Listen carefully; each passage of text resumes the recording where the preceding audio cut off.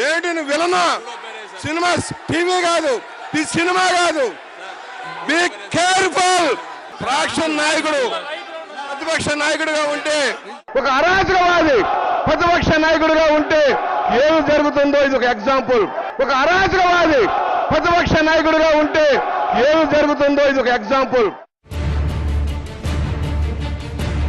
ఇవాళ సభ్యుల యొక్క ప్రవర్తన, నైతిక ప్రవర్తన ఏ విధంగా ఉంది, ఏ విధంగా వారు మాట్లాడుతున్నారని ప్రివిలేజ్ కమిటీ ఈ రోజున రిపోర్ట్ ఇచ్చింది అధ్యక్ష. ఒక్కసారి చూస్తే సభ్య సమాజం దాన్ని చదివితే ఏ విధంగా రియాక్ట్ అవుతారో ఒకసారి ఆలోచిస్తే మనం మాట్లాడలేం.